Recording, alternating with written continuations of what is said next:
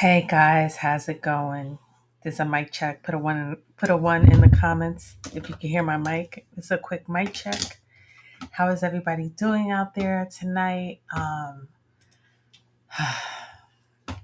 This is so unfortunate. Allegedly, if this allegation is true, as you can see my screen, Derek Dixon has came and put in a lawsuit against Tyler Perry. Let's see if we can find some photos of him.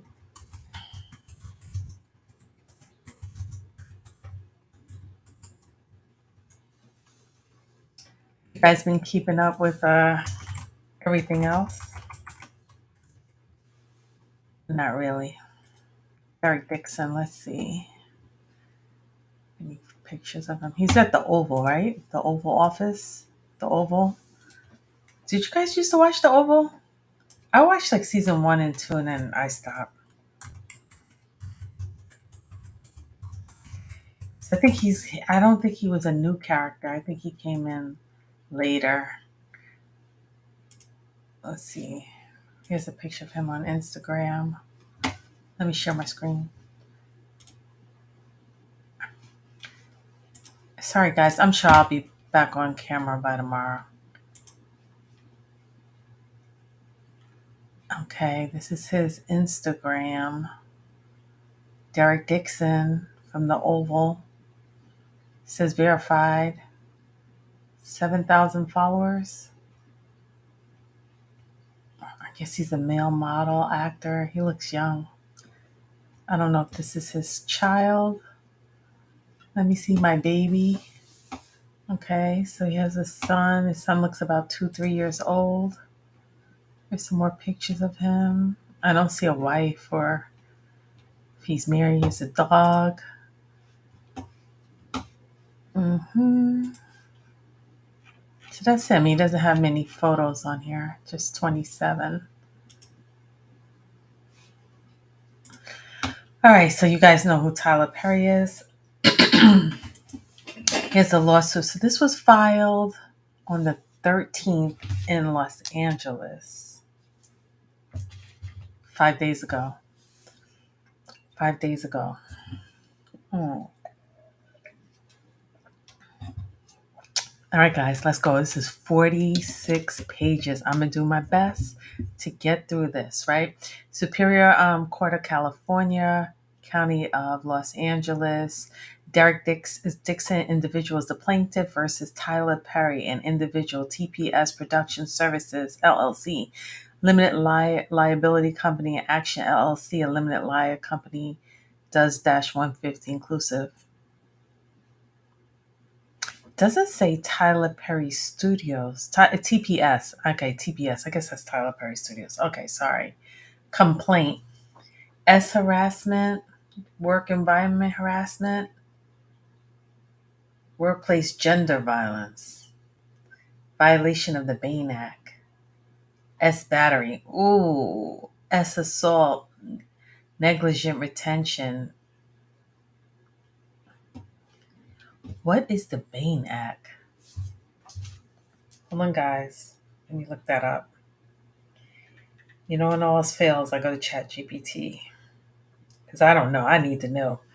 I don't assume you guys know. Maybe you two guys know. Hey, before we get started, go ahead and hit that like button. Listen, I'm going to let you know also, too, at the top of the chat, I put my Cash App and my PayPal only because Super Chat takes 40% of your money. But I appreciate it. Hit that like button and share. Let's see. What is the Bain Act?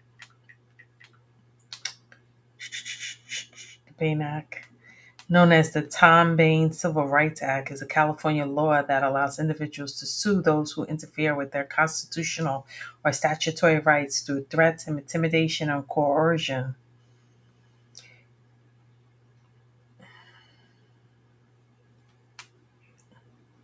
The Bain Act protects a wide range of individuals, including rights association, assemble, due process, education, employment, equal protection, expression, and more. It covers both state and federal constitutional and statutory rights. Who can sue an individual for Bain Act? Okay. All right, let's go. Demand for a jury trial. Guys, do you think this is going to go to a settlement? You think this is Tyler Perry? This is even going to make it to a juror? Let's see. Plaintiff Derek Dixon files a complaint against defendant Tyler Perry, a.k.a. Emmett Perry Jr. Oh, Tyler Perry is, his name is Emmett? Hmm. TPS Production, I guess Tyler Perry Studios and Action LLC. Together, defendants alleging as follows. The following complaint is to plead on information belief. This case arises from sustained pattern of workplace harassment, assault, and retaliation perpetrated by Tyler Perry, a powerful media mogul, against plaintiff Derek Dixon, a professional actor and screenwriter. Mr. Perry is an American actor. Hey guys, you know the rules of coming in here. Get some food, get something to drink, get some food, get a snack, get some popcorn, get something. Mr. Perry is an American actor, filmmaker, and a playwright who has been built one of the most successful careers in the film and the television industry. Mr. Perry took his successful and power and used his considerable influence in the entertainment industry to create, coerce, and sexually explosive dynamic with Mr. Dixon, initially promising him career advancement and creative opportunities, such as producing his pilot and casting him in his show, only to subject him to escalating harassment, assault, and battery and professional retaliation when Mr. Dixon did not reciprocate Mr. Perry's unwanted advances. These events occurred while Mr. Dixon was employed as a series regular on the Tyler Perry show, The Oval, while Mr. Perry held direct control over his employment, compensation, and creative opportunities. All right, I'm going to stop right here 1 second. Guys, now we all know hurt people hurt people. And this sounds like he's accusing him of being like a predator. Do you think Tyler Perry had some unresolved issues, maybe as a kid growing up, that he never resolved?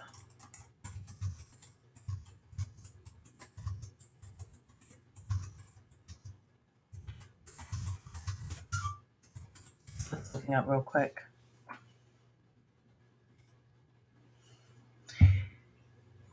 You guys remember when he was on Oprah Winfrey talking about his abuse?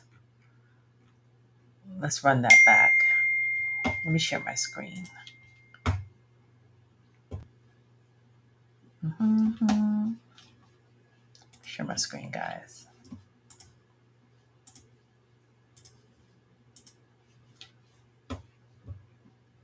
Okay, 1 second. I'm getting past the advertisement.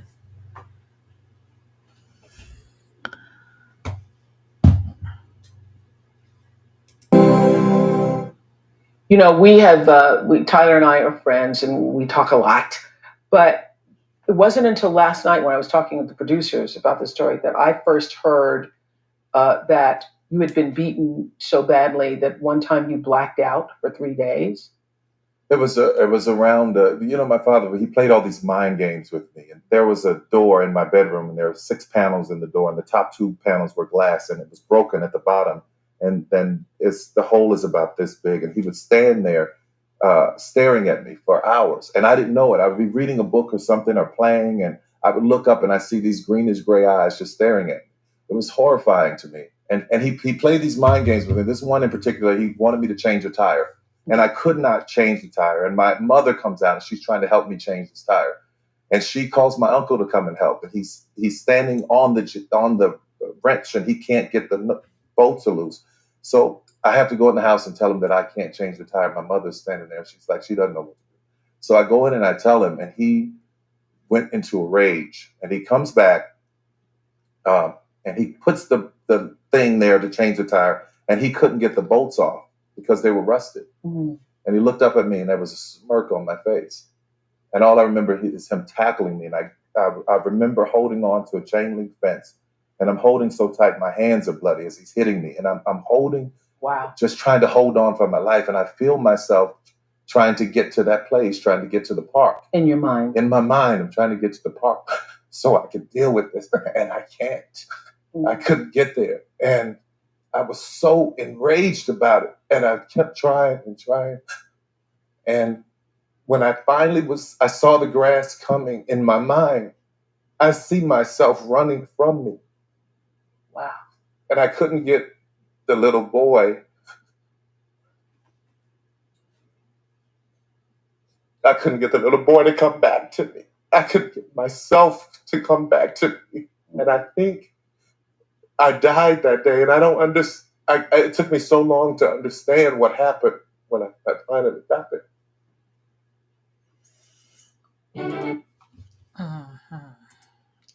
Interesting. So that was the interview he did with Oprah. So Tyler Perry rose against all odds to become a powerful figure in the entertainment industry. His success stories, once a symbol of perseverance and self-made achievement, has now become a cautionary tale of how unchecked power, wealth, and influence can corrupt those who attain it. Among other contracts, Perry received a lucrative multi-year partnership with Oprah Winfrey, and his net worth tops $1.3 billion. This is allegedly a lawsuit. Allegedly, he's innocent until proven guilty in a court of law. He maintains his innocence. This is a civil lawsuit that was filed 5 days in the state of California. Tyler Perry rises from fame and fortune, evaluated him from a powerless victim to a figure of tremendous wealth, influence, and power, cumulative in his ownership of his own film studio. Rather than using his influence responsibly, let me try to make this screen a little larger for you guys. Okay. Rather than using his influence responsibly, Tyler Perry has engaged in a pattern of misconduct where he exploited his position of power. Tyler Perry has been using his power and influence to molest, abuse, and assault impressionable and vulnerable employees and actors who look for him for guidance and mentorship while pursuing their dreams. Just like Harvey Weinstein, Bill Cosby, R. Kelly, Sean P. Diddy Combs. Not the diddler. They did not just drop the diddler in there. You can't drop the diddler in there. He hasn't been convicted yet. Oh my God. Kevin Spacey, Roger Ailes, and many others in the industry. Mr. Perry's success has led him to believe that money and influence can get him wherever he wants. That belief slowly transformed into a false idea that Mr. Perry can get whomever he wants. There are things in life that money cannot buy. Oh my God. This is Derek Dixon. This is what they're saying. This guy's lawyer is saying that Tyler Perry's money and influence, that he could get anything he wants. I must admit, being a woman and a fan of Tyler Perry and his shows, I often said to my girlfriends that he does select a certain type of man to play in all of his films. They don't look like your regular average man. Most of his men are young, fit, in the gym, clean cut, very well cut. You know, he has a certain eye candy or a certain type. And I know he kind of stereotypes his roles. That I noticed. I was like, why don't we just have some regular, like Denzel Washington? I mean, he's a handsome looking man, but he's not like eye candy. You know what I mean? I feel like all of his he has a type that he likes. I mean, I guess it works. He feels like whoever's watching his programs, like, I don't know, I guess he figures he caters to single black women to watch his show, so he thinks that's what attracts us. I don't know. I don't think there's any men on his show that I'm like, like, oh, I want to date him or anything. I mean, they're nice to look at, but I don't know. That's just my opinion. What do you guys think? What do you guys think about the type of men that he hires on his shows? Okay.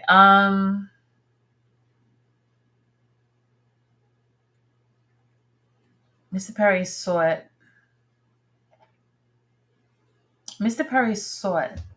the one thing his wealth and influence could not purchase: a S relationship with a man who would remain silent. Perry told Mr. Dixon that his ideal relationship would involve a male as partner who could provide for and would be loyal to, but emotionally detached. So he was looking for a pool boy. That's a pool boy. Isn't that the guys? Come on, I live down here in Miami. I know the pool boys, they come. They're sometimes like Latino, maybe they're immigrants. I don't know. And they come and they pull the pool, they clean the pool and you do whatever. Right? That's what they call them, right? I think Versace used to have one or a lot of them. Perry told Dixon, whoever ends up with me is going to be a happy MF. In essence, Mr. Perry desired a one-sided, coercive dynamic with a subordinate, an arrangement devoid of mutual consent and emotional reciprocity. Thus began Perry's calculated pursuit of Mr. Dixon. This is not Mr. Perry's first time instance of exploitation. He has demonstrated a troubling pattern of exploiting vulnerable male actors and employees, leveraging his industry power to create a cycle of hope and dependency. First, he offers. I heard the average actor. Okay, hold on. I heard the average actor on Tyler Perry, all his shows, they get like an average salary of like $50,000, $56,000. Does that sound about correct? Which is crazy. It was just like having a regular job. But I think the actors take it because they know they're going to have a lot of exposure. And then plus he hires people that, like he's not getting like BC actors that maybe can't get work anywhere else. Um, Let me find out how much does the average actor get paid at Tyler Perry Studios. Yeah, I heard they get just like a weekly check. Um,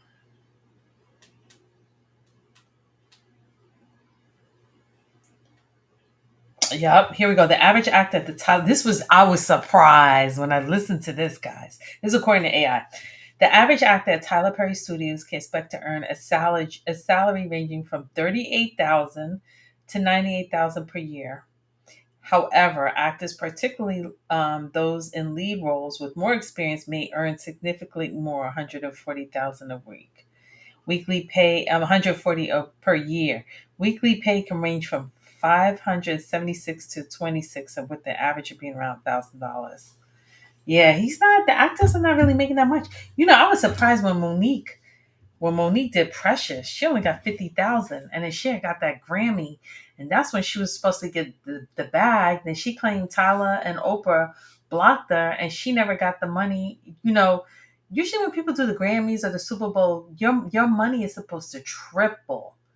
Monique only got $50,000 for Precious, and then she got blocked for 10. That was horrible, man. But these actors, so they're saying right here, he has demonstrated troubling pattern of exploiting vulnerable male actors and employees, leveraging his industry power to create a cycle of hope and dependency. Dependency, yes. If you only pay me, you got a hit show, and I'm a lead actor, and I'm only making $38,000, and then after taxes, I'm starving. So yeah, you're gonna be dependent. And then you're like, if you not, he's hiring all the black actors or the work, or you're doing like comedy or sitcom, where are you gonna go?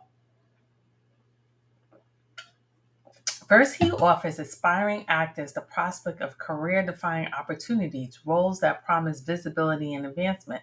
Then, once they're in his professional orbit, he uses the weight of his influence to ensure them, positioning their success as contingent or meeting his demands in a quid pro quo sexual compromise. This pattern of behavior reveals a calculated use of professional power of sexual leverage. You know what's crazy? These guys, just like Diddy, Diddy had Cassie's lawsuit for 6 months. He sat on it. You just don't get sued. Cassie was like, hey, I wrote this book. She found Widmore knew him, and he's a top, top, top guy. Look up his resume. He's the real deal, right? Well, I don't know if the liquor company set him up to go look for Cassie or whatever, but they called Diddy and was like, look, we're going to file this lawsuit. Let me give it to your lawyers. They sat on it for 6 months.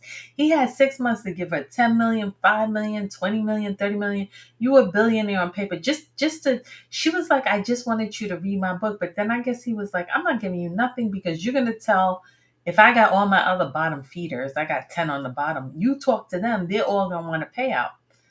So I don't think this was, I'm sure Tyler Perry, just like Diddy sat on his lawsuit for 6 months.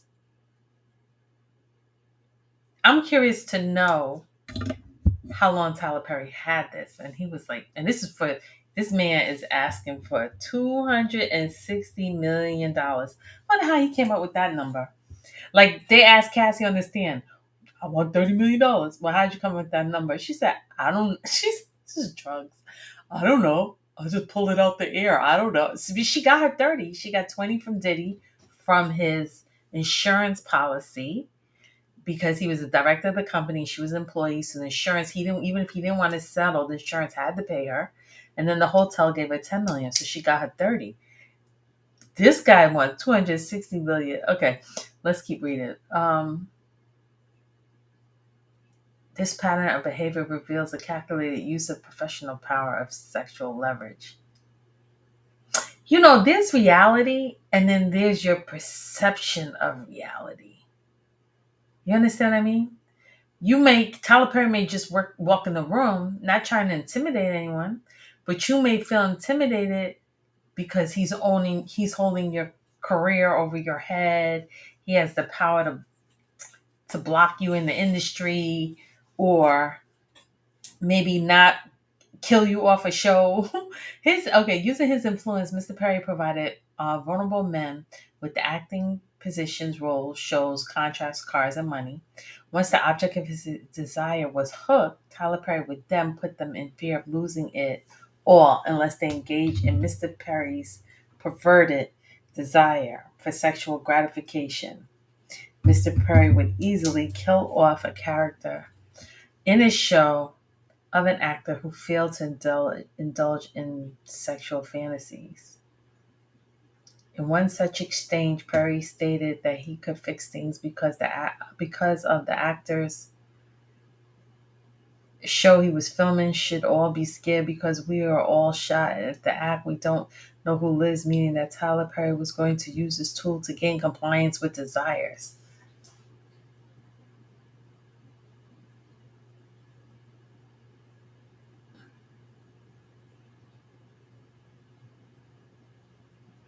He's telling this man, you could be sipping Mai Tais, counting coconuts right now.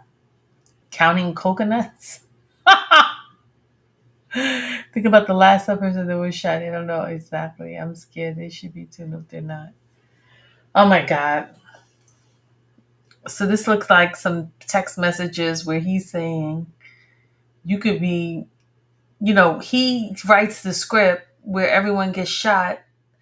He's going to have a scene where everyone gets shot in the last scene, then you don't know who comes back. Derek Dixon was Mr. Perry's desire ever since he became acquainted with Dixon working as part of the event staff for a party hosted by Mr. Perry. When Perry noticed him, Perry immediately offered Dixon a chance to audition for the part in his TV productions. That's the same thing the other guy from Sisters had said. He was like, remember Sisters? Let me see if I can look up his name real quick. There was a story with that guy that he had said. Hold on. Cast of Sisters.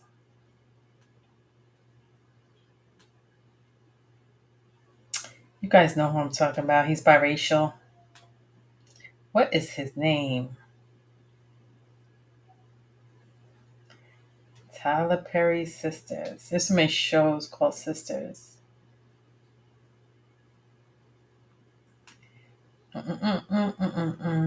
What is his name? 1 second, guys. Full cast of Sisters. He was the one with Danny, the cowboy. Y'all know the cowboy from Sisters. Where's his name? Not Duvall.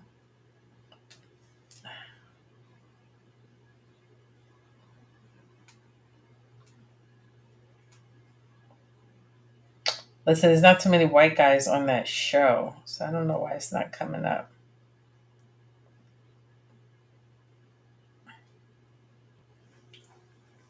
Hold on, let me go on. Hold on, guys.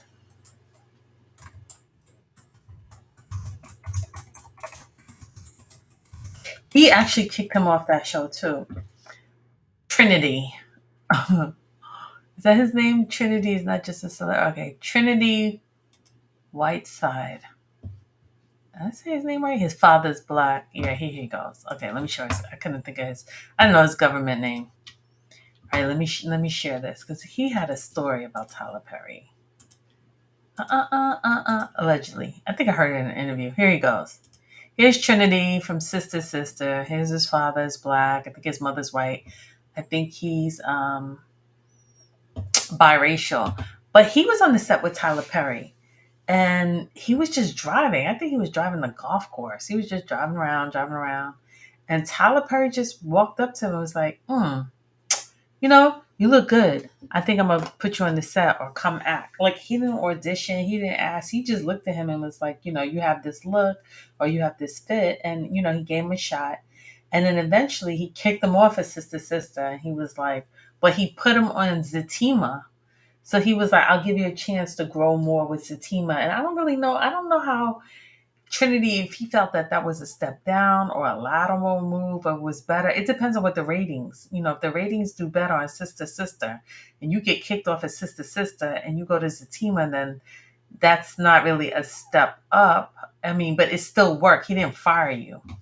So what this actor over here is saying in his lawsuit is that he would just kill off people. I did hear he was very controlling. Like, he's the only one who writes and directs, and some of the other writers, like, imagine you work for Tyler Perry for 10 years and he has, like, I don't know, 10 movies or 5 shows and everything, and you want to write and he's just control as creative director. I guess it's working, but some people get frustrated. So let's see. Derek Dixon was Mr. Perry's desire ever since he became acquainted with Dixon, was working as part of the event staff for a party hosted by Mr. Perry, and Perry noticed him. Perry immediately offered Dixon a chance to audition as part of his one TV production. Okay. So you just walked up to him, liked how he looks, said, come audition. Okay. Same like he did with this guy, Trinity. Hey, I like how you look. I don't even know if he said come audition or just start working. Okay.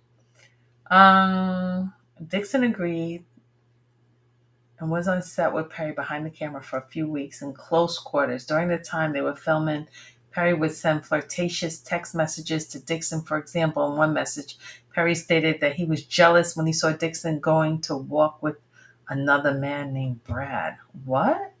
Why did that photo make me jealous, you two together? Ha ha ha, I don't know. I forgot. He wanted to go for a quick walk to get his steps in. And now I'm walking to Chipotle by myself. Thick Derek get that Chipotle? Oh my God. What? He got jealous. So now he's jealous. He's hanging out with another man. That's definitely, I would feel that is harassment at work. If my boss, yeah, if I have a male boss and I went to the water cooler and I was talking to a male coworker and my boss is like, I'm jealous you're talking to him and not me, I'd be like, that would definitely make me feel uncomfortable.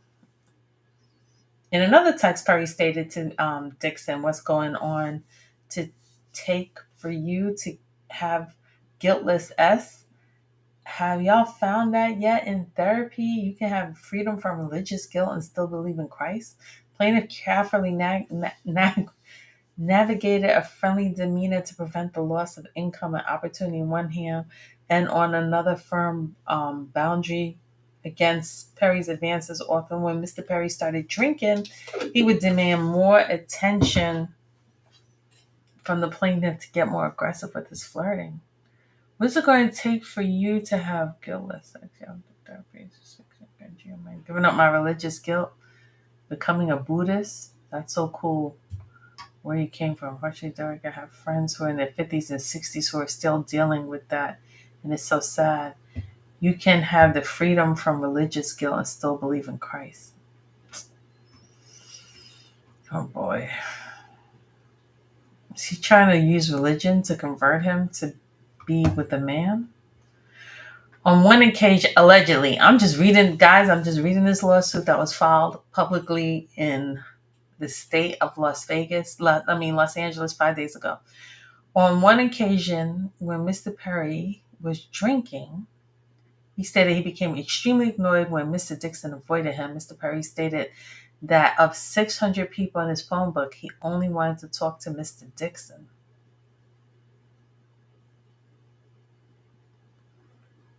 He's like, "What are you doing, Derek?" He's like, "Talking to my sister." I roll, fine, good night. I'll go through 600 people in my phone book and be annoyed that I don't want to talk to any of them. Trying to get off so I can sleep. Understand. Apparently you're not the only one that's been drinking. Okay.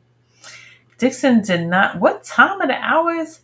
I would not be talking to my employer past work hours. But then again, if you're an actor, you're probably on set. They don't have 9 to 5 hours. They may start being on set at 6 a.m. and go to midnight. So they don't have those type of restrictions, but I don't know if he had any healthy boundaries in this professional relationship. Dixon did his best to tiptoe around Mr. Perry's aggression while keeping on Mr. Perry's good side. Mr. Perry made it clear to Dixon that if Dixon ignored Perry or failed to engage with the sexual innuendos, Dixon's character would die in the next season. Ooh.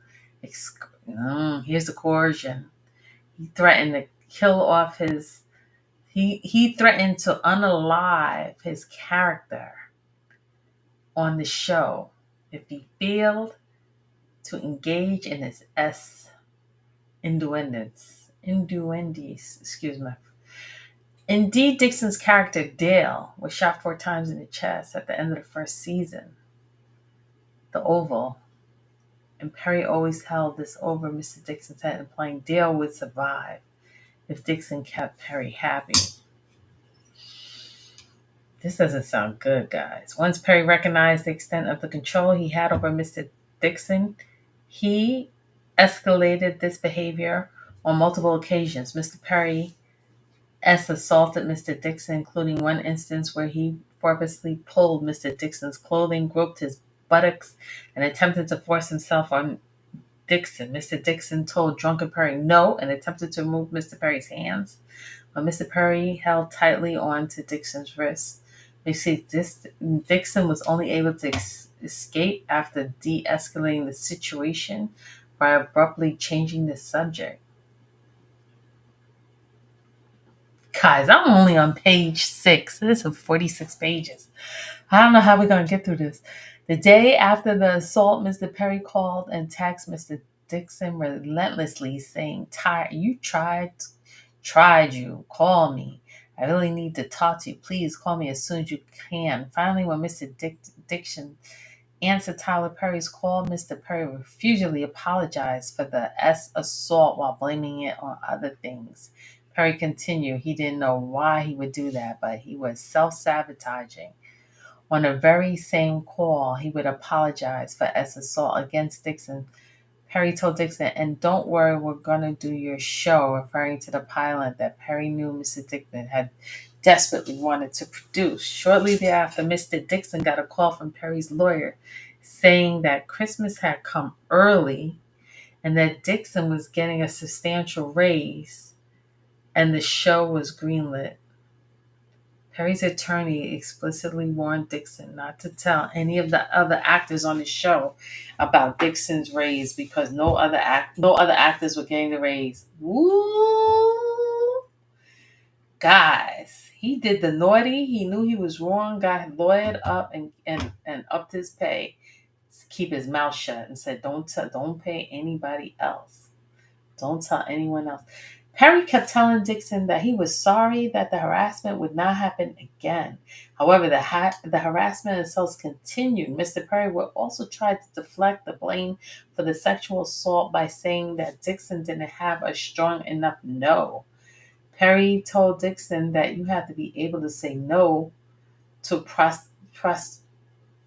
propositions for S and mean it and make it clear. Dixon did not know how to answer without facing retaliation, cancellation of his production contract, or perhaps being killed off the show. So instead, Dixon made a joke out of the situation, stating that I'll only say yes if I get an Oscar. In response, Tyler Perry stated, the only one who could give you, who you have gotten that Oscar for, is in prison. So just stick with the no unless you are really into him. Nice, here's a text. Nice Santa Monica, nice. I'm glad you're going there out there now. How is your no? Is it stronger? You got to have a strong no. Yes, it's strong. My mom literally thinks I'm going to sell my soul to the Illuminati. She heard Kanye say that it's real. Well, I don't think that, but I do think that you have to be able to say no and mean it and make it clear. Mm.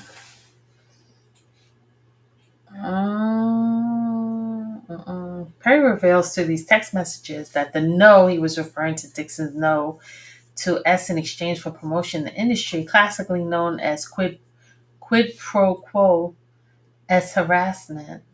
Perry sent this message to Dixon because that is exactly what Tyler Perry was doing. At some point, Dixon left Atlanta and moved to Santa Monica to create distance from Tyler Perry. Smart move.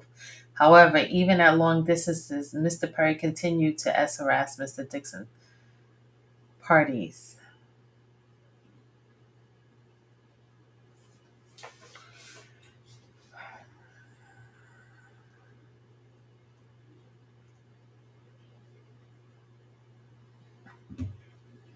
Okay, it's just talking about the plaintiffs, that he's in California and Tyler Perry's in Atlanta. When did this happen? Was it 2020 during COVID? Was this in the COVID bubble?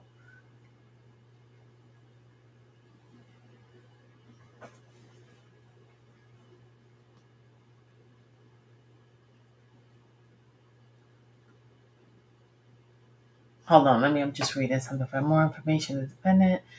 This is just a lot of legal jargon. Plaintiff informed believes that the alleges the defendant responsible for drugs. So defendants, like I said, this is 46 pages, guys. He's talking about the company, who owns the company, who's the corporate. Plaintiff involved believes that they are not person. Okay, venue of jurisdiction. The court has personal jurisdiction of defendants or purpose of failed started. California. More legal jargon, guys. The California Superior Court also has jurisdiction in this matter because the individual monetary damage and restitution sought herein exceeded the minimal jurisdiction limits. I don't know. I guess he had to file it in California because that's where he lives, but Tyler Perry's in Georgia, so they're going back and forth about California's S Abuse Cover-Up Accountability Act, California's S Abuse Cover-Up Accountability Act, and California Civil Windows, Florida Adult for Survivor Sexual Adult Survivor Act, provide as assault survivor. Guys, Tyler Perry, they're going to settle. What you think? What you think in a week? You're going to hear Tyler Perry settled? This is going to go to a jury for $260 million? I don't know. Factual. Okay, here's the factual allegations, guys.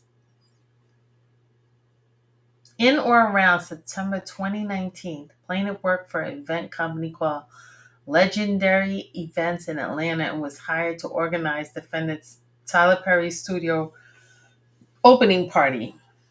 I guess he worked on the grand opening. Plaintiff was recruited by Tony Conway, the owner of Legendary Events, a close friend of Tyler Perry, and Conway decided to place Dixon directly in the role in the party that required frequent conversation with Tyler Perry. Defendant Perry picked plaintiff out of a crowd of the employees present at the party and began asking plaintiffs questions about his employment status. So he was brought to the grand opening, I guess to work. I don't know. In or around early October, on the last day of the party, defendant Perry insisted that he and the plaintiff exchange phone numbers. Perry subsequently texted plaintiff to introduce himself. Perry began asking Dixon about his dreams. That's interesting. He said, "Let me just get your number," and they start texting each other. You would think someone like Tyler Perry, that has his hands in so many pots and so busy, you would think that he would be like, "Well, I'll have my assistant reach out to you." Kind of like Diddy would be like, "Well, KK call you." You see a lot of this stuff with even people that he was intimate with. It was all, call my assistant, call Capricorn, call KK. No one really had access to him directly. But they're saying Tyler Perry took his number directly. The two of them were talking directly. And Tyler Perry's so silly. If he was flirting or joking or flirting or making passes, why would you do anything on text messages? Because everything is recorded. Dixon told Perry that he was interested in acting and writing. Perry then told Dixon to do an audition over the phone and send it in to Perry. Dixon told Perry that he was at a Halloween party. Perry asked to see pictures of Dixon in costume, and Dixon complied. When Perry saw the pictures, he texted him, says, "I was going to say, your cowboy needs a sugar daddy." Lord. He probably just being funny. Your cowboy needs a sugar daddy. Oh my God. Perry continued with, "You look great. You're just lacking costume parts. Sorry, don't want to offend." Dixon responded, "Not at all. It's so true. Half-ass costume." To which Tyler Perry replied, "What's true? Cowboy needs a sugar daddy," implying that Perry wanted to be Dixon's sugar daddy.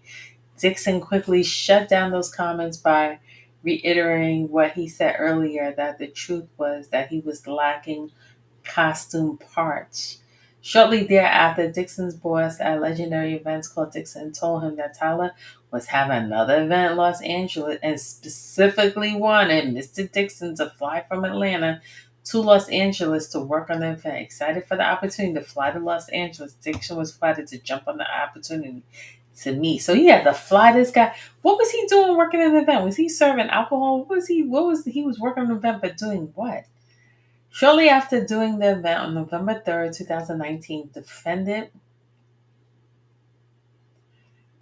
Perry sent plaintiff several text messages that would love to find plaintiff a job and change your life, insisting that it should make it happy. Perry sent Dixon what turned out to be an anonymous warning: "Be careful hanging around me. I cause dreamers to dream bigger. I cause them to not only believe, but do. Then let's make it happen. You are an artist. You have to be fulfilled. Nothing else will suffice." The next day, defendant Perry sent an email which contained an offer for plaintiff to play a role in Dale and Tyler Perry's series Ruthless. Perry said it was a small role that could get a lot bigger, thereby setting up the first stage of a series of escalating quid pro quo offers. At this point, Dixon did not know that Perry was interested in men or that he was looking for a S relationship. Dixon assumed that Tyler Perry was generally a caring person who discovered the talent that Dixon also thought. So he's flying him out. He's giving him jobs. Is he paying his rent? Because we said the actor's only making $38,000. If he's living in Atlanta and he's only starting out part-time work, so it doesn't sound like he was making any money. Dixon filmed his roles in Ruthless in mid-November and went back to his job as an event staff. Legendary Events. Let's look them up. I'll be so curious. I'm a visual learner. I just be having to look up what every Legendary Events. Is this them? Legendary Events, guys. Let's go on your website and see what you have to offer. Or should we go on the Instagram? Oops. Oh my God. Legendary Events. Here it is right here. Who the first person that come on the first page? Tyler Perry and Oprah Winfrey. And we know she was friends with Weinstein. Hey, right here on the front. All right. So he was working here. Home Media, Legendary Locations, Our Story. Tony Conway. Here it is right here. This is the guy, Tony Conway, of this legendary events. Is this Weinstein right here? Is that him? Let me get back. Guys, let me get back. Approximately a month later, Perry bought and gave Dixon a new car. But didn't I just say, was he paying his rent? I just said, did you guys hear me? I'm sitting here reading this thing just like you. I'm on page 12. The man wasn't making any money. He was probably serving alcohol or bartending at legendary events or whatever he was doing. They flew him out, meet Tyler, because they probably figured they knew his type and what he liked. And Tyler liked the bait and was like, he's good eye candy. I'm going to flirt. He's like, no, shutting it down. But he wants work. He wants to, because they only paying the actors $38,000. And here we go. He bought him a car. Approximately a month later, this is the problem. If you listen, men and ladies, if you meet someone and a month later they buy you a car and you accept the car, you a boo-boo kitty the fool. If you sit there that you think you're going to accept the car from someone and not think that they're going to expect something in return. Now, allegedly, now I'm just reading this just like you are. Allegedly, if it's true, we don't know. They are requesting a trial by juror, so we will find out. So approximately 1 month later, Perry bought and gave Dixon a new car because he hated Dixon's Jeep. Control freak. Dixon was surprised and elated. Dixon had no idea that he was being set up by Perry for extreme dependence. Here goes the grooming. Is this part of the grooming process? In December of 2019, Dixon was requested to be part of an event staff at another event at Perry's home in Jackson Hole, Wyoming. After that event, Perry started frequently sending texts, messages, phone calls, and demanding to give Perry. So he flew you to California, flew you to Wyoming, flew you to Atlanta, bought you a car, giving you small parts in his studio to work on New Year's Eve 2019. Tyler Perry texted it, I can't tell you the last time I pumped gas or went to the supermarket or applied commercial or packed a bag or had good S. It was before I was rich. Oh no. Dixon found these messages to be strange and unfortunately coming from someone like Tyler Perry. But being new to the industry, Dixon played along by downplaying the S comments and hoping that being around Perry would allow him to showcase his talents as an actor already. He's naive. This guy's naive. He is naive, but he's going to learn quick. Soon after Dixon began giving Perry more attention, Perry made his move on Dixon. I want to know, hello, dude, like, where are you from? How old are you? Where are you from? He looks like, he doesn't look more than 30. Well, here he looks a little older. Where are you from?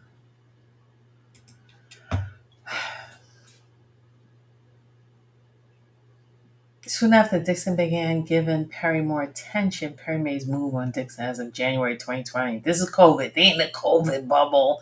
Just a few months after his first acting gig, Perry invited plaintiff to his home in Georgia. Let's look at his home in Georgia. I know he didn't take him to that big. Please tell me he didn't take him to that big mansion, that 40 bedroom mansion that he took him in. Hold on. Oh my God. Oh, the internet is blowing up right now with this. No, he did not. He did take. Tyler Perry's crazy. God bless him. I mean, God bless him. I'm not mad. Look at this house. Guys, do you see this house? I mean, God bless him. Hey, to each his own. Who knows if I was a billionaire, what would I buy? Here's Ty. So he invites this young man. This young man. Look at this house. How many bedrooms does this house have? So he comes to his house. Come to my house. He meets you, flies you out, buys you a car after 1 month, is telling you that what he's looking for is good as come to my house and you go. Okay, let's go. That's the house, guys. Plaintiff showed up at the home hoping that he would be given a chance to befriend Perry and show him how talented an actor Dixon was. At Perry's home, Dixon was served many alcoholic drinks, which Perry also took part. He could say, "No, I don't want to drink." You don't know what is in that drink. You could have said, "Thank you, no, thank you." I would have rolled up with my own bottle of water. Dixon felt that Perry was genuinely interested in Dixon's talents as an actor or writer. Perry made no advances at Dixon while they were drinking, and the conversation was friendly. He was eye candy. He was just looking at him. At the end of the night, Perry told Dixon not to drive home. Perry said it was dangerous and that Dixon was inebriated to drive home. So you got him drunk and told him don't drive home, allegedly. Dixon agreed and was escorted to a separate guest room, not knowing this was to use a ruse to allow Perry to assault Dixon. Dixon was tired and did not have on pajamas, so he got into the bed only wearing his underwear. Oh God! Is this a movie? Are we reading a movie? This is like one of the scenes of Tyler Perry's movies. I swear. Okay, so now he's in this big mansion. He meets this guy. They've been friends for a year. They're texting. He's getting a little bit of work. After a month, he gets a car. He says, "Come to this big mansion." Tyler Perry gives him a couple of drinks. As he's looking for his payday. He's like, "I bought you a car, man. I want my return." He gives him a couple of drinks. The guy didn't have pajamas, so he's like, okay. He takes him to the guest room and he goes to sleep in his underwear. Guys and girls, should I continue reading? We kind of know where this is going, right?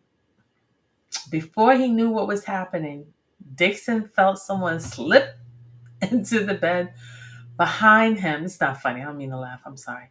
And start rubbing on his body, around his inner thigh, in a highly an aggressive manner. Dixon turned around and saw Tyler Perry was in bed with him. He probably was scared. I was like, what the hell? What? At this point, Dixon's stomach started to turn and he began feeling nauseous. Did he have diarrhea? Did he have to vomit? Instinctively, Dixon jumped out of bed and told Tyler Perry that he wasn't that sexual. Tyler Perry ignored the comments and told Dixon to turn around so Perry could see him with no clothes on in his underwear. Perry didn't comment, "You have a beautiful body." Tyler Perry's looking at him. They're home alone in this big mansion with 40 bedrooms, and he's got his underwear on. And Tyler Perry's telling him, "Turn around. I want to look at your body." Allegedly. Dixon once again told Perry he was not into S. Dixon kept informing Perry that he was not into S in order to keep Perry at bay while at the same time insulting the person who was dangling the career in front of him. He just kept telling him he's not into it. He's not into it. Maybe he is into it, but he's not into it with you. Maybe he's not into it with you, with you being a boss, older than him, tall.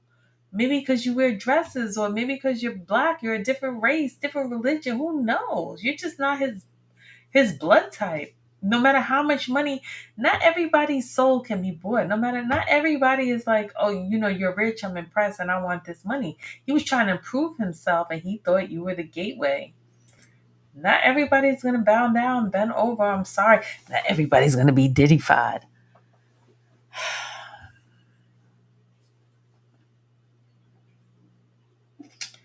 In response to Dixon's frequent assertion that Dixon was not into S, Perry started prying further. Perry would send Dixon a text message saying, "I would hope that you would let someone hold you and make love to you.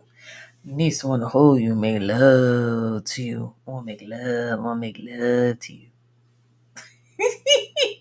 You are missing the best. What did he say to Tyler Perry? I would hope that you would let someone hold you and make love to you. You are missing the best years of your life, my friend. Trust me, I hope you get past that block in your mind.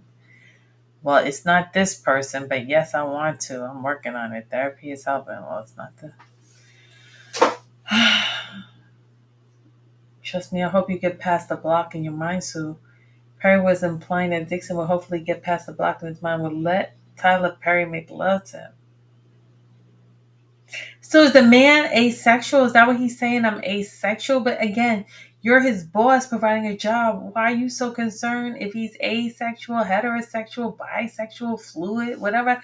That's his business. Why are you preying on this man's body?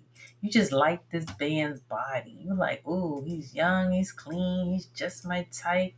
He's innocent, and we could have some fun, and don't tell anybody, and I'll give you a raise, and and if you don't do what I say, I'm going to kill you off the show. I'm going to shoot you, and you're going to be dead, unalive. Oh my God.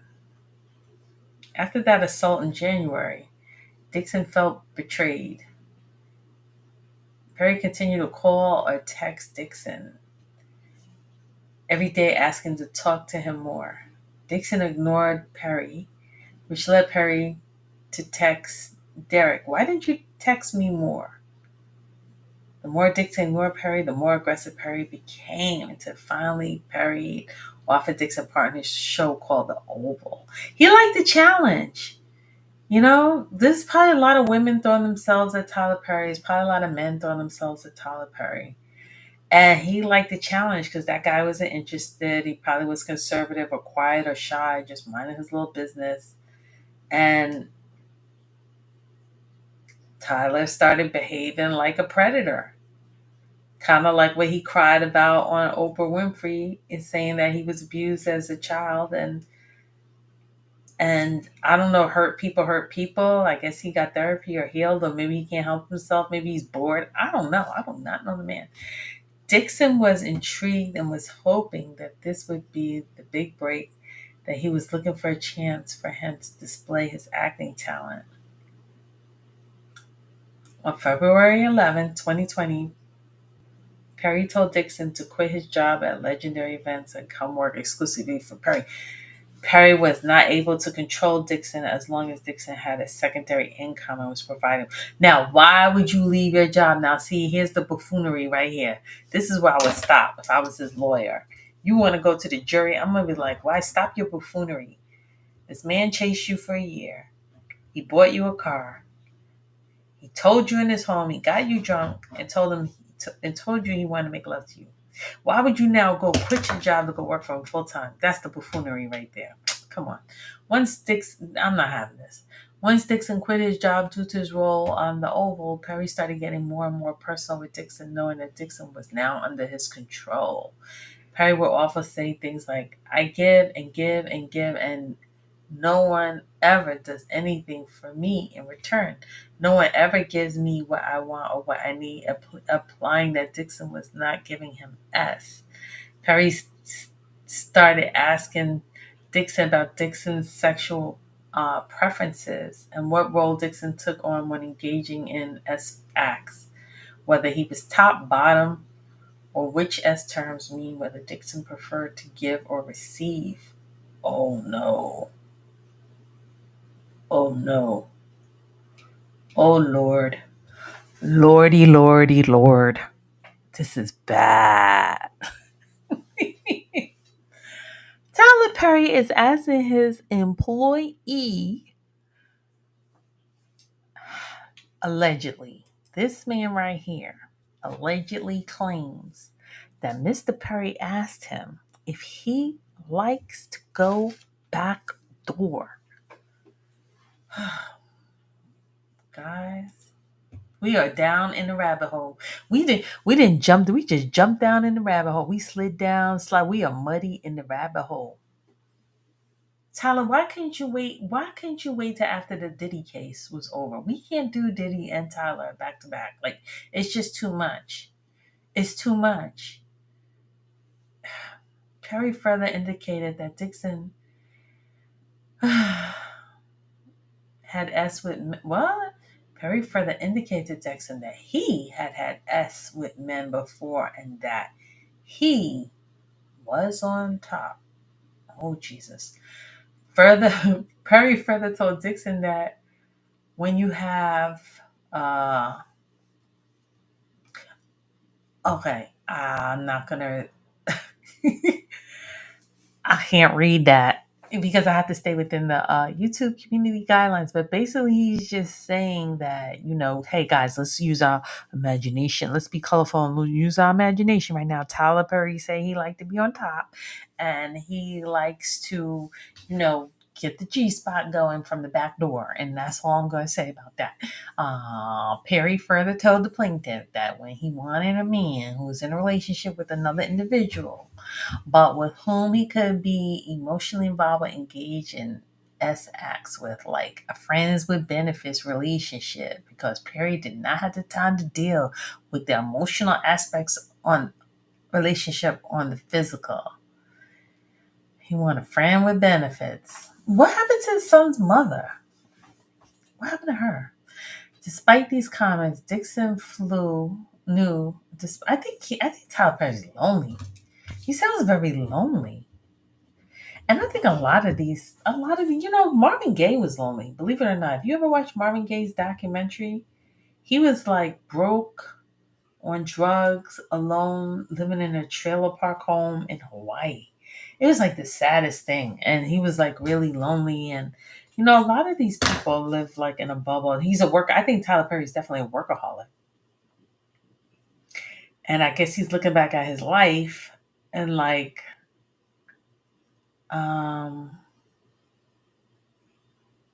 something's missing.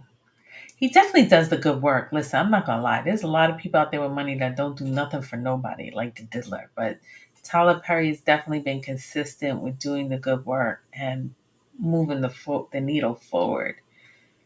Despite these comments, Dixon knew that a full throttle refusal would land him in the doghouse and might result in the role of being cut of the Oval. Fearing that his career would end before it began, Dixon put up with these comments and continued to maintain that he was not the S type.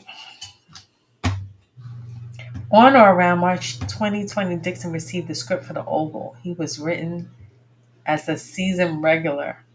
He was therefore expected to quit his job at Legendary Events. Dixon's character was written as oh my God, he gave him the offer. He was a gay, homeless, desperate store clerk who had to sleep with one of the characters for a place to stay. Damn, Tyler. Why you did that to him? Damn, Tyler. Gay, homeless, desperate store clerk to sleep with one of his characters. Damn, Tyler. Wow. More importantly, at the end of the season, his character would be shot 4 times in the chest. Dixon felt that this was a way for Perry to test Dixon out for a year to see if he would be loyal to him. I can't make this up. When Dixon asked Perry about the shooting, Perry indicated Dixon did a good job. Dixon would be back, and that the shooting didn't necessarily mean that Dixon's character was out of the script for further seasons. Perry commented that Dixon's character was only shot in the chest and not the head. I can shoot you 4 times in the chest, but I can bring you back. Oh my God. Dixon immediately understood that his job security depended on his relationship with Perry. From this point on, Dixon worked with the constant fear of losing his job if he did not engage in Perry's harassment. Shortly after giving Dixon his news, and after telling Dixon that further seasons were depending on Dixon doing a good job, Tyler Perry invited Dixon to his home in Atlanta. Plaintiff asked questions and tried to wiggle his way out of the invitation because he remembered what happened last time the two of them were alone. However, the plaintiff knew that his job security, income, and livelihood depended on his attendance. Plaintiff had seen other employees of Perry's who had experienced sudden deaths on the show when they fell to Perry's bad side. In fact, Perry had made it clear to Dixon that he would often unalive characters in order to get the actor to be loyal or obedient. Guys, is this another CULT? How many CULTs do we have to hear from? R. Kelly, Diddy, now this one.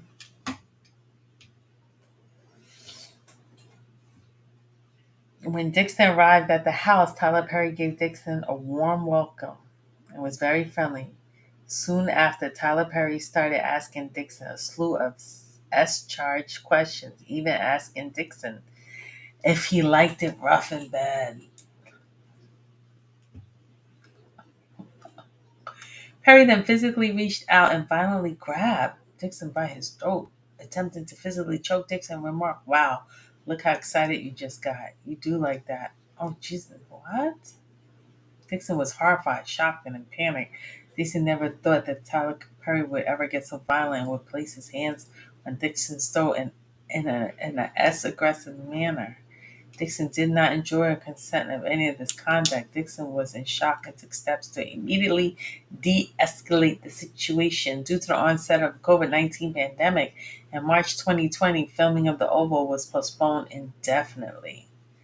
During the period for filming The Oval was postponed, Tyler Perry would make FaceTime calls and other contacts with Dixon almost every day, treating Dixon as his on-call pet. Dixon felt obligated to answer in fear of losing his role, income, and career. Perry often asked about Dixon about his whereabouts, often demanding that Dixon respond immediately. When he didn't, Perry would send a text saying, "Derek, what are you doing?" Additionally, Perry was jealous of anyone who Dixon had a relationship with. Tyler Perry told Dixon if Dixon got COVID-19 from his roommate at the time, Dixon would not be able to shoot The Oval. Perry encouraged, well, I don't see anything wrong with that because I think he did have all the actors in the bubble. He kept everyone working and he kept his shows going. He kept everyone in the bubble. I don't think anything was wrong with that because we didn't know people were dying with COVID-19. That was like before the vaccine and everything. So if he's saying you got COVID-19 and you can't shoot, then I think that's fair. But they put that in there anyway. Perry encouraged Dixon to move into one of his on-set studio houses owned by Perry, where Perry would have more control over Dixon's whereabouts. Oh, here we go. I remember Lavelle, some of the actors were like, they liked the fact that they were in the bubble in the Tyler Perry studios during COVID.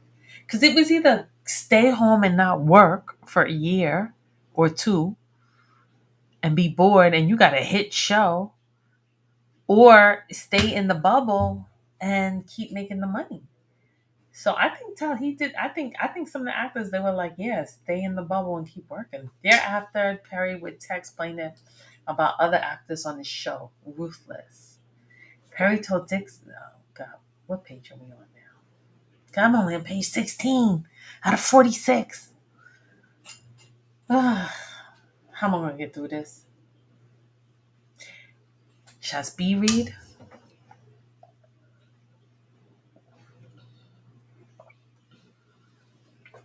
I need some water. Anyway, we gotta get through this, guys. I know the internet is blowing up. So Perry told Dixon he had manipulated employees through ruthless retaliation. Perry told Dixon if he did not like the way an actor behaved or the way the actor was acting, the character would simply die in season 2. Dixon understood that Perry was informing Dixon to be contagious about disappointing or upsetting Perry. As a result, Dixon continued to put up with Perry's aggressive messages and sexual advances while doing his best to protect himself by taking notes and amassing evidence of sexual harassment and keeping old text messages. In one conversation in or around April of 2020, Perry told Dixon that Perry imagined Dixon prancing around in a cowboy outfit. Jesus. Not the cowboy outfit. Not cowboy outfit. And that Perry did things to Dixon that he couldn't talk with Dixon about future because they were so wrong. Oh, he's not sitting up here having cowboy fetish, is he? Like, like Trinity.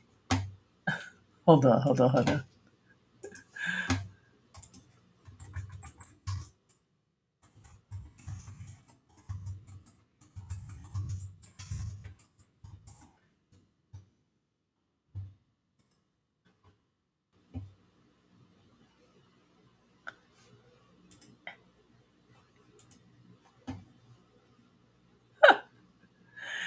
Oh gosh. Wait, guys, I couldn't help myself. Look at the screen. Hold on, hold on, hold on. I couldn't help myself, guys. Look. Look, look, look. Here goes Trinity dressed as a cowboy. Okay. This is Tyler Perry's fetish. Allegedly, allegedly, guys. So he's saying Derek Dixon's like, I want to see you dress up as a cowboy. Ride 'em, cowboy. I'm a rhinestone cowboy. That's what Tyler Perry likes. Wow. Mm-hmm. In one conversation about April 2020, Perry told Dixon that Perry now is Dixon pantsing around in a cowboy outfit, and that Perry did things to Dixon that he couldn't talk with Dixon about a future because they were so wrong. In and around April 2020, while Dixon, so Tyler Perry's up there fantasizing about this man being a cowboy, and was living in the studio and the home on the set. Perry often coerced Dixon to drink alcohol and get on the phone. Perry, listen, you can say no, I don't drink. Thank you, no, thank you. I don't drink. You got to speak up and say no. So he was kind of going along with. He was. No, I don't. But maybe I don't know. What if? Yeah, I guess. But if I get a show, I guess I'll answer your call. So he was kind of like, I don't want to see leading him, but if you need them, those bills are real. He needed that $38,000 minus taxes, maybe $20,000. He needed that part-time work to pay his bills. Actors go through a lot. Actors, they're homeless. They sleep on the floor. They're a waitress. Look at Denzel Washington. He's always like, my wife took care of me. That's why he's so loyal to his wife. He's like, I'm never, ever, never leaving my wife. Because his wife, she was taking care of him while he was starting his acting career. She believed in that man's dreams. Perry would frequently have someone drop off alcohol at Dixon's door. What? Perry would eventually turn these phone calls into explicit rants. Perry would get frustrated with Dixon and tell Dixon that he was not giving Perry what he needs. You ain't giving me what I need, Daddy. Dixon refused to subscribe to Perry's sexual advances because Perry would become even more frustrated because it's a challenge. He liked to chase. He was chasing the. He could have had anyone. He could have been with any woman, any man. Come on, this is Tyler Perry. Stop. Stop. He liked the challenge. This guy was like, no, I'm not giving up the buttercups. You're not getting my buttercups. He was like, I'm going to get those buttercups and dress up as a cowboy and drink this liquor while you're at it. Eventually, Perry warned Dixon that if Dixon told his castmates about the harassment, Dixon would be opening himself up to lots of questions and foolishness, and demanded that Dixon did not discuss any of their conversations with his castmates. Perry upped the stakes by telling Dixon point blank that he would not tell anyone about their friendship. Perry told Dixon that it should remain a secret and tried to make it seem like this secret for Dixon's benefit. Perry continued to. How old is Tyler Perry? What is he, like 60 years old? How old is Tyler Perry now? There's games, there's shenanigans, there's foolishness, and you could go and have anybody that you want, and you're gonna go want someone that don't want you, that was not even in that life. Like, what is going on? I think Tyler Perry's just bored. He's bored. He's 55 years old. I thought he was older. He's young. 55.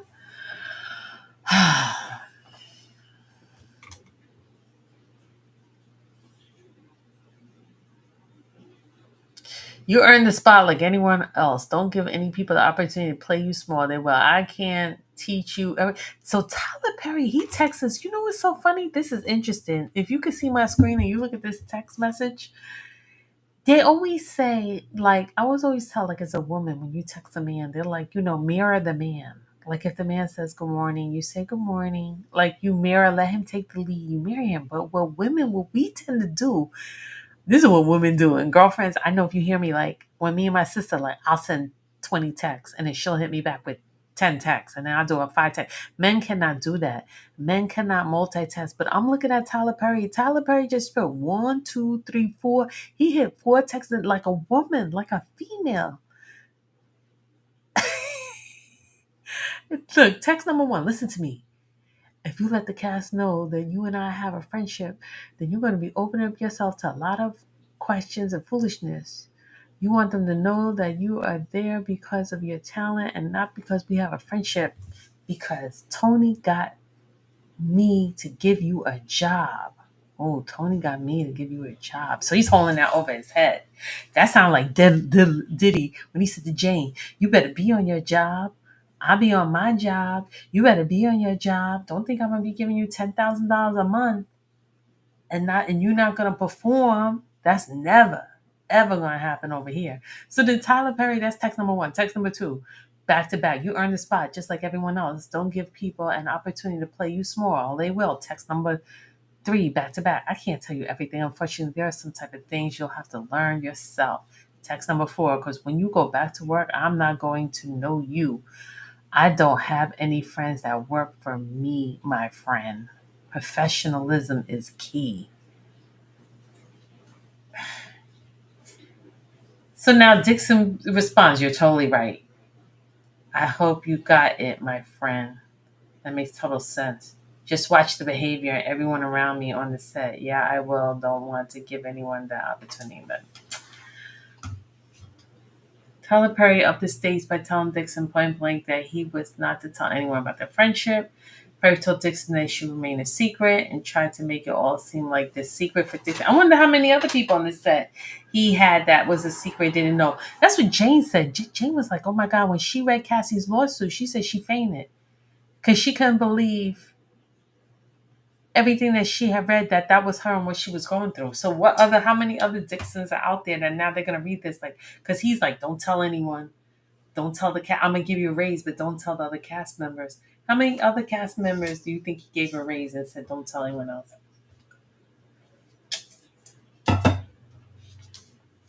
Oh, Lord.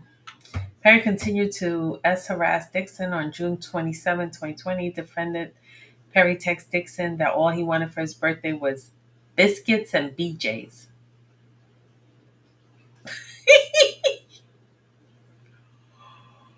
Oh, but that all Perry ever received were biscuits and something, a request for blank. And Dixon, this text followed by other messages. Cute cutie. Perry was just thinking about Dixon. Despite these advances, Dixon continued to act professionally and continued to tell Perry he was not S. That seemed to be the only way of keeping Perry at bay while keeping his job. On July of 2020, Perry remarked about how much he loved the script of Dixon's television series called Losing It, and explained that he wanted to shoot the pilot. Perry would never really work toward that goal, and what Perry was really doing was making Mr. Dixon more dependent on Perry, so Perry could later extract as favors from Dixon as quid pro quo and produce the pilot. Let me look that up. Guys, we're on page 17. We are only on page 17, guys. It's madness. What is this thing? Quid pro quo. Quid pro quo is a Latin phrase meaning something for something. This for that. It signifies exchange where one thing is given in return for another, often implying for reciprocal relationship. Favor is commonly used as legal business. In Texas can refer to as harassment when an individual in a position of power demands as favors in exchange. Yes, you work and you pay me money. That's why it's called a salary. I work for money, not favors. You give him his 38. He's an actor, a lead actor in your show, The Oval. You pay him his $38,000 a year minus his taxes, and stop asking to about his biscuits, to butter up his biscuits. In or around August 2020, Dixon and his castmates began shooting The Oval after delays due to COVID-19 pandemic, during which time all castmates were and crew lived in the studio set in a quarantine bubble. Shortly after, Perry confided Dixon that two castmates were pissing him off and that Perry swore that he knew how to fix it. Terrified added that he loves unaliving people on the show that no one expects, that he was going to unalive all of them, referring to killing, unaliving the characters of the Oval played by actors who Perry wanted to retaliate against. More importantly, Perry stated in one text message, "I may need to unalive and unalive early," which Dixon understood that means like unless the actors knew they were going to be unalived and that their time in the show was over, they wouldn't change their ways. Perry was going to film the shoot out early and the actors would be more submissive to Perry's requests.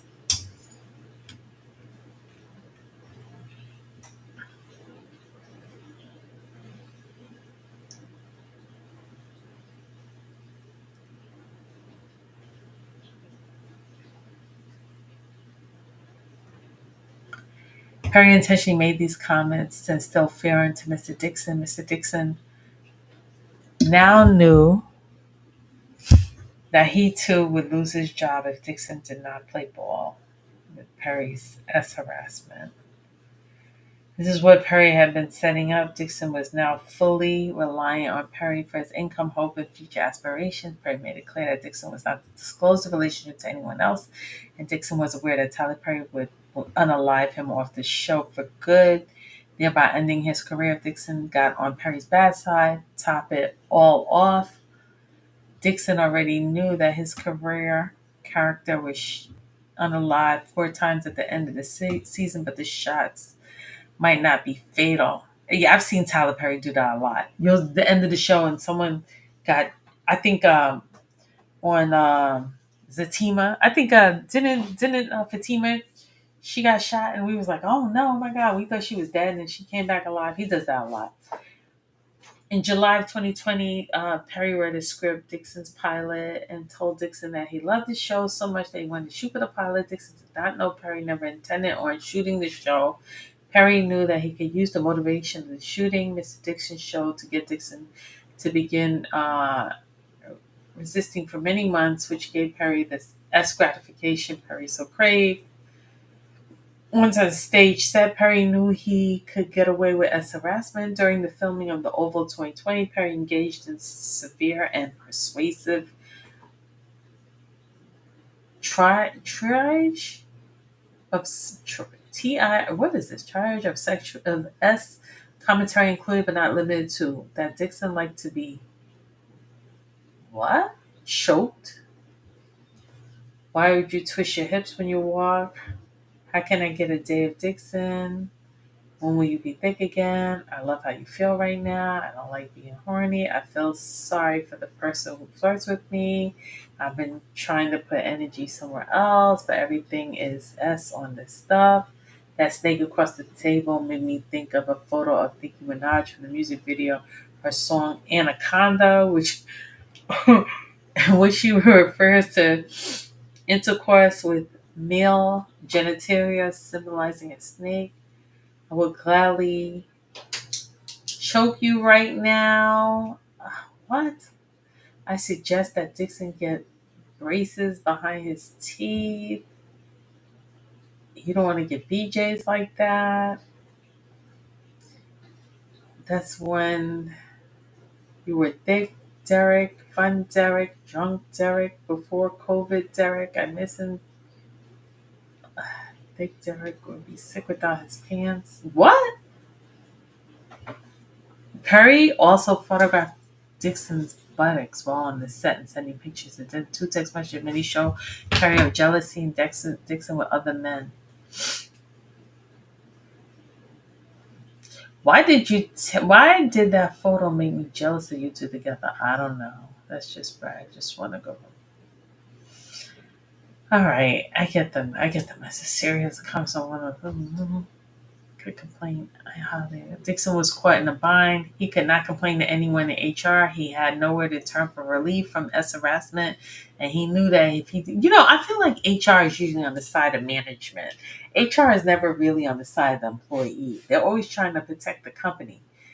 So he knew if he didn't apply, that he would be unalive from the oval. All right, let's get through this.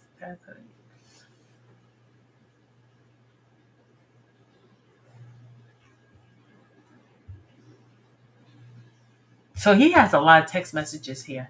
Perry would also share intimate details of his own life with Dixon. Among other things, Perry would tell Dixon that he had not had good since he became rich, and that there were certain times that he had not been touched in months. On the second to last day shooting of the Over Dixon film, the episode where his characters were shot for termination of his job is precisely following this day. Film and Tyler Perry knew Dixon's character's fate.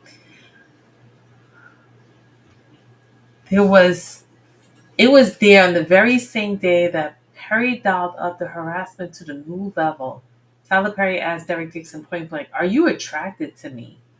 and demanded Dixon to answer. Plaintiff reiterated the same way he did as the first by skirting the question. Dixon told Perry that Dixon wasn't that or looking for anything. Perry insisted. Probing did not stop. Perry continued to talk about how good looking and sexy Dixon was, and that plaintiff was wasting his looks by not being free with having ass.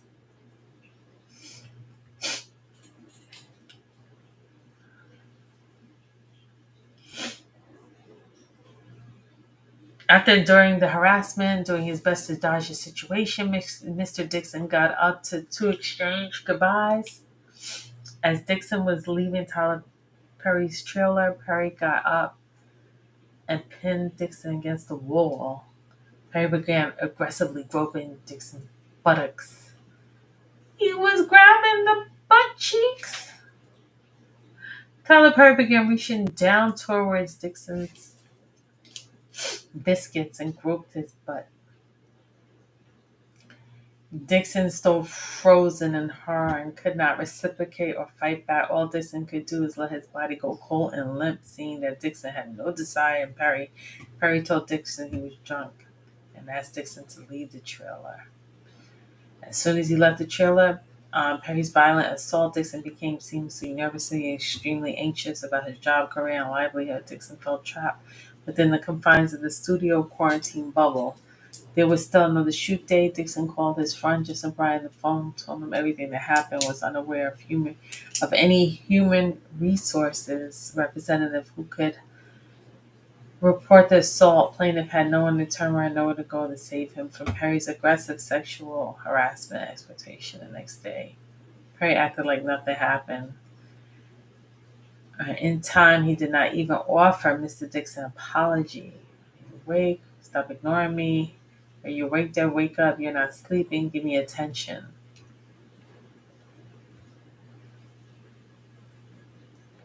Okay, I'm going to go through this a little faster.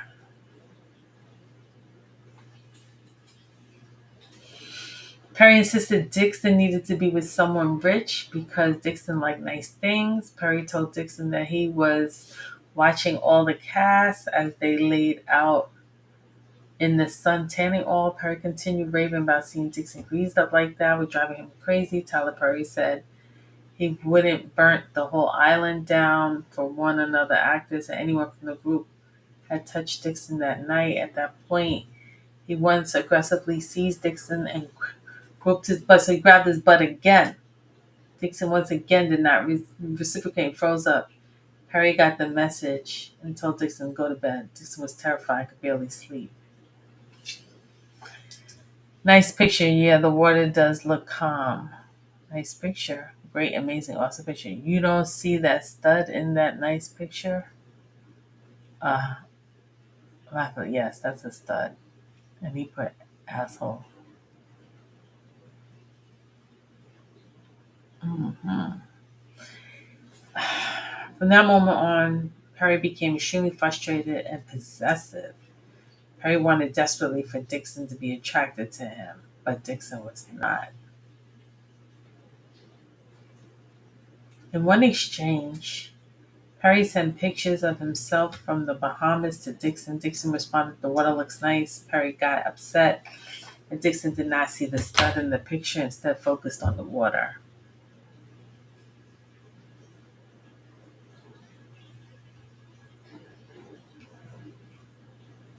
On or around October 18, 2020, and following Dixon's return from the Bahamas, Perry told Dixon he was jealous that Dixon wasn't giving much attention to other men. Perry stated that Dixon was being too much of a social butterfly and that he would need Dixon to sit still for this week, further attempting to exercise his influence over Dixon's interactions with other men. Perry continued to wield his position as Dixon's boss demanded sexual attention in exchange for his continued employment. These text messages were followed by others to Dixon like, "Derek, don't you dare ignore me. I deserve better. I deserve attention all the time." Dixon, at a fair unknown feature of his career, continued to give Perry the social attention demanded.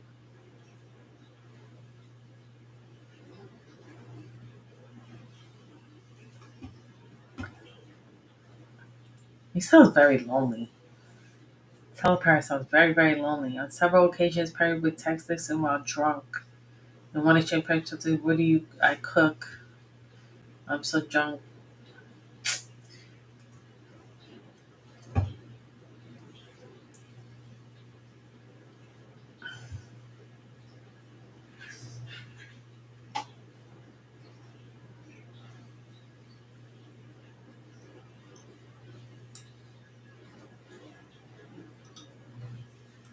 So he's still going back, texting him, being a friend, trying to get work, back and forth.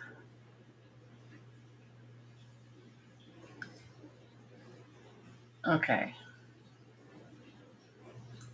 I can't wait to get that phone call from you when you tell me you let go and you loved every minute. No straight man would be going on walks with you or cooking dinner for you unless you wanted to. F. What are you hanging out with your girlfriend? Yours, she wants you, everyone. Why are you so pressing him to have sex?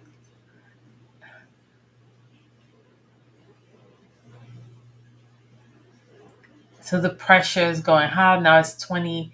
So they met in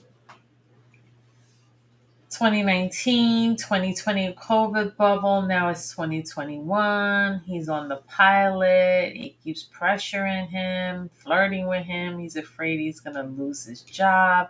He got him drunk in his house twice, jumped in the bed. He had his underwear. Now he's grabbing his biscuits.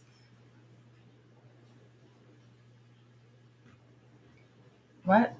Okay, hold on. Let me go back. I think I missed something. Hold on. Let me go through this real quick. I can deal with thick Derek. What is it going to take for you to have guiltless S? Have you found that yet in therapy? What's your waist? I'm so glad. Think Derek us back is with us. Break out in ass and thighs. You home? I don't want to go out with my friends drinking. You are a rose, but you are so black and you refuse to be smelt or open. When you finally are able to unlock your mind, you're going to make that person crazy, crazy in a good way. Have you been intimate with someone? Why did that photo, the plaintiff, other cast member, make me jealous? You two together, thick Derek, get that Chipotle. No, I can't. Only from your jeans, Derek. I think he's upset that he hangs out with a coworker named Derek and they go get Chipotle, so he's making fun of him. What I mean by that is you're so beautiful. When you finally are able to unlock your mind, you're going to make that person crazy, crazy in a good way. Dixon responded, "As long as my face doesn't get messed up, as long as it doesn't leave a mark." And Tyler Perry responded, What will leave a mark? Derek, say it on your neck. What do you mean you haven't? Have you been intimate with someone? I can't wait to get that phone call from when you tell me you let go and you loved every minute of it, referring to the plaintiff's desire to openly engage in S encounters. No straight man will be going on works with you or cooking dinner for you unless he wanted to. F you. I would F you. What are you doing hanging out with that girlfriend of yours? She wants you to, everyone wants you to blank Jacob. Uh, he's talking about the character. After several weeks of unreciprocated innuendos and demands for attention, Perry lashed out to Dixon on the set and asked if he needed to punch Dixon in the stomach for Dixon to act the way Perry envisions in a scene. This exchange was highly intense, and Perry's reaction stunned several cast members. Actors on set consoled Dixon for abrasive interaction confusion as to why Perry overacted in such a manner. But Dixon knew that Perry was lashing out due to his frustration at the lack of attention Dixon was giving to him. On or around June 4th, 2021, Perry invited Dixon to his house to spend some time together and discuss the pilot losing it. Although Dixon hesitated, he feared the consequences of disappointing Perry and believed once losing it was a big show, he would be free from under the clutches of Perry. During this visit, Perry made several alcoholic beverages for himself and demanded to know why Dixon was not having S with anyone. Perry probed further into Dixon's S life, insisting that the two were becoming increasingly drunk, and it was time to end the night. Perry then led Dixon to a guest house where the guest bedroom was. Dixon would be staying there all night. Instead, the guest bedroom, Perry motioned to Dixon to come see weight monitor that he had. So this is the third time he goes back to the house, even though he always offers him drinks and get him drunk and tries to squeeze his butt cakes, or the guy is sleeping in his underwear. Perry told Dixon that for the monitor to work, Dixon would need to step on the monitor wearing only his underwear and push Dixon to try it out. Dixon tried to avoid the uncomfortable situation, but decided it was better to comply and hurry to bed than to wait for the alternative at that point. After weighing himself, Dixon walked towards the guest bedroom, followed by Perry, whom then asked Dixon for a goodnight hug. Rather than arguing, Dixon complied, at which point Perry reached out and yanked Dixon's underwear down from behind. What is this man doing walking around in his underwear in this grown man's house? I don't know. Something is suspect about this, guys. Are you going to keep popping up to some rich man's house to go drink and walk around in your underwear? Not once, not twice after he grabbed your biscuits, but a third time. You know, Perry must be like, yeah, you want this. You want this. So he was forced to, after weighing himself, Dixon, so he yanked down his underwear. Perry began to vigorously grab, grope, and play with Dixon's biscuits in a S manner. Dixon was naked, stunned, and seized in tremendous fear. Dixon started to tell Perry that he did not want his underwear down, and Dixon did not want to be naked, and he didn't want this. Dixon quickly reached and pulled his underwear back up. As soon as he did, Perry grabbed Dixon's, reaching his arm up tight, and he held it fast. Tyler Perry told Derek to relax. Just let it happen. Be natural. I'm not going to hurt you. And he continued to grab his biscuits. Dixon's anxiety rapidly escalated, thinking that he might soon be AR'd. Great. Dixon was not sure what to do. His breath shortened. Perry ignored Dixon's refusal and held Dixon's hands fast, preventing him from reaching for his underwear. Dixon was naked and being groped by a large, drunk, and sexually frustrated 6'5" man who had Dixon in his clutches. Dixon did not know how he was going to get into a physical fight, but he knew that any efforts to fight back were hopeless. Perry had armed security at his gate, was much larger than Dixon, and told Dixon that he had several guns in his home. There's the fear and the coercion. I have security. I have guns. I'm a grown man. You're in my house. I bought you a car. I gave you a job. I've been paying your bills for 3 years. Now it is your time to pay. Dixon was desperate for a way out and remarked that he couldn't do anything else because he was so hungry. Attempting to change the conversation, Dixon asked, "Is there any food up here?" Which probably Perry had withdrawn and ordered a pizza. Dixon, in fear of his safety, would follow Perry into the main house and eat pizza. Afterwards, Dixon returned to the guest house and was unable to lock the bedroom door. He was unable to lock the bedroom door. He locked himself in the guest house bathroom and slept on the floor. Dixon had attempted to contact some of his close friends about the incident. The following morning, Dixon realized he had left his car keys in the main house and upon going to retrieve them, encountered Perry. Perry told Dixon that last night's incident was why the two shouldn't drink together and that the previous night's incident shouldn't have happened. Oh, yeah, so it's my fault. No, I'm not saying that. I'm just saying that shouldn't have happened because I drank too much. Mm. So then he keeps calling him.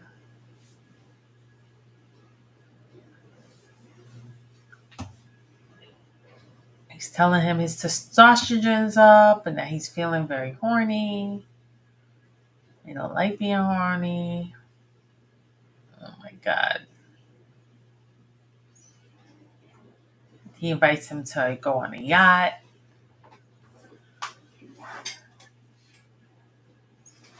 He asked him to go on a yacht. Dixon refused. So Tyler Perry did not text him for 5 months.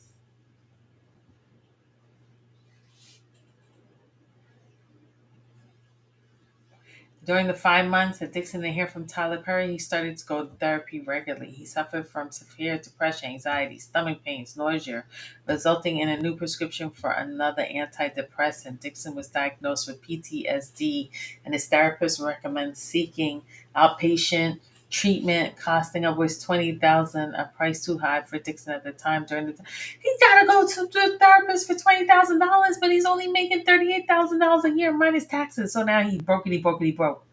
During that time, pure survival. During that time, Dixon began speaking to people about the sexual assault and was assessing his rights. As soon as Perry realized Dixon was done talking to him, Dixon got a message from Perry's fixers. The fixers? Uh-oh. The fixers, the higher ups. Perry's fixers contacted Dixon, indicating Dixon's character, the Oval, the one who was shot, would be returning with a new storyline next season. Dixon was receiving a graduated raise from $10,000 per episode to $16,000 per episode that would continue to increase upwards to $19,000 per episode over the coming season. The attorney said that the Christmas came early for Dixon and because he was doing a good job on the Oval. However, they did tell Dixon that he was forbidden from letting his castmates know about the raise because nobody other than him would be receiving similar pay increases. Lastly, the fixers told Dixon Perry wanted to buy the right to produce the pilot of Losing and planned to spend up to $1 million producing the pilot. Dixon immediately knew why he was getting the raise and why the pilot was being produced. He knew he could keep the money and the job and complain about the sexual harassment, but not both. The situation facing Dixon presented a challenging discussion that left him unable to make any action, make a decision. The prospects of sexual assault, harassment, becoming public and dealing with Perry's highly paid attorneys was daunting. Perry had significant resources where Dixon did not. Dixon's goal of working as an actor and becoming discovered for his talents might be jeopardized. I'm on page 30, guys. In what was extremely difficult decision, Dixon bowed to the pressure, fear of losing his livelihood, in the hopes of advancing his career. Dixon decided to return to the set and have his pilot produced. And assisted, however, he decided to put safeguards in place. Come on, guys. So now he's going back getting 20,000 per episode. You think this guy ain't gonna come back for the biscuits again?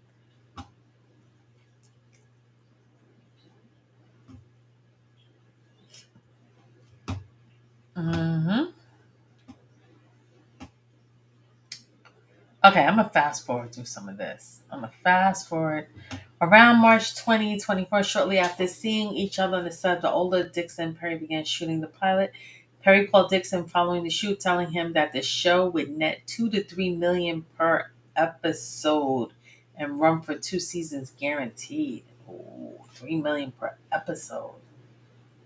He is paid. Perry purchased the rights to losing it from Dixon, but did not try to sell to any other network. In fact, Perry was under contract with Viacom CBS, preventing him from selling Dixon's show to an additional 2 years for the purchase. In other words, Perry spent money shooting a pilot for a show and then purchasing the rights to it, knowing that Perry could not sell the show for 2 years. Clearly, this was done for the ulterior motive of silencing Mr. Dixon. As it turns out, Perry had no intention of ever producing Losing It. Perry never made any effort to sell the show or shop it. Perry was only using the show as a quid pro quo to Dixon, holding the production. Dixon said.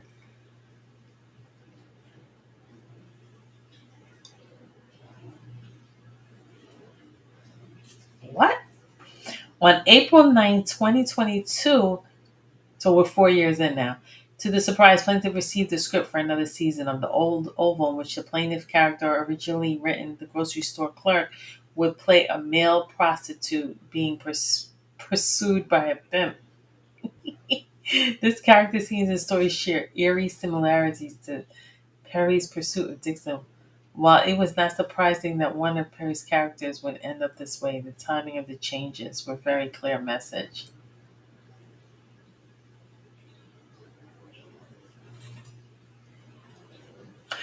It says in one of the, for example, Perry wrote about Dixon, I don't like none of my bitches running away. He was making good money for me.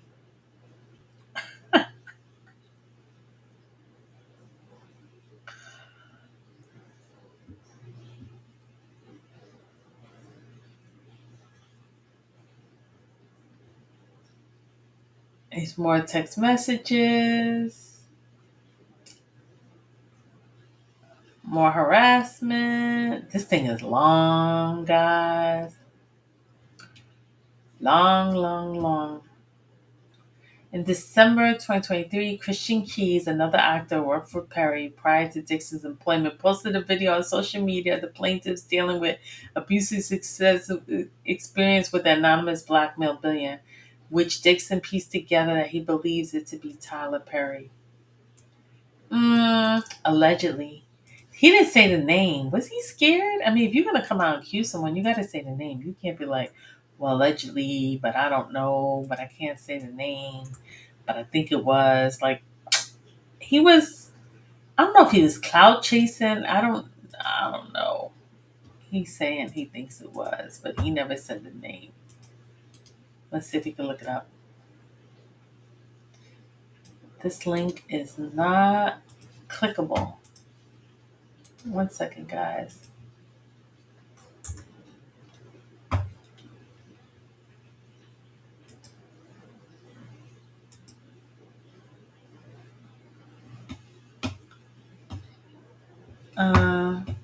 Atlanta Black Star, Christian Keys.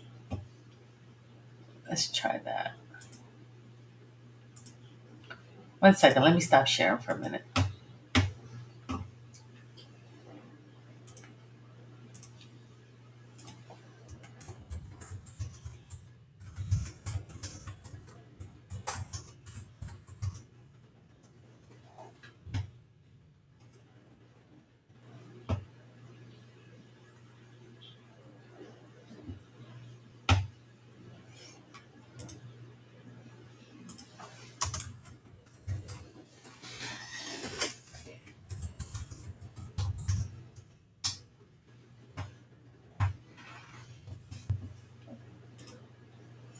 I don't know where the video is.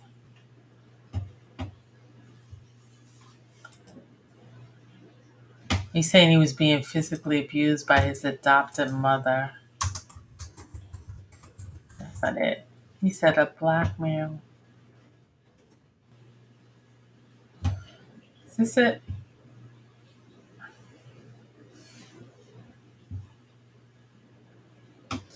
Anyway, you guys remember. You guys can go look it up. I can't find it.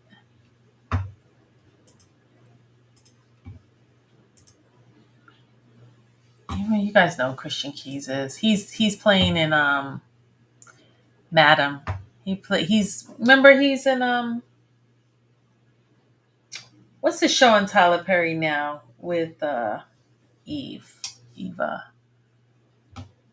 with the male dancers. He's in this show. All the Queen's Men.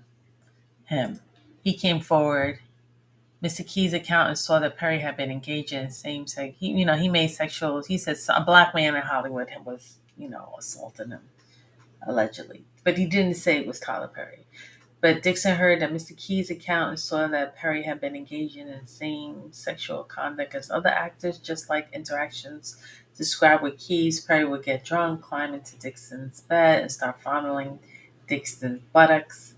Dixon wanted to share his experience with the media to prevent other actors from being abused by the hands of Perry. Around this time, Perry called Dixon indicating that he really wanted to find a home for Dixon's television series, again perpetrating quid pro quo. Tyler Perry could have settled this if he wanted to. He knew this was out here. He's not just finding out like us. He probably knew about this for months. I guess he was like, no, I'm not going to settle.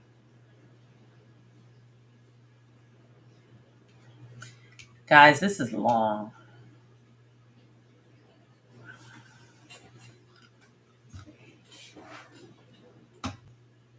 Dixon did also, whenever he was under contract, finish filming and shoot close to 400,000. Dixon did not want to be harassed.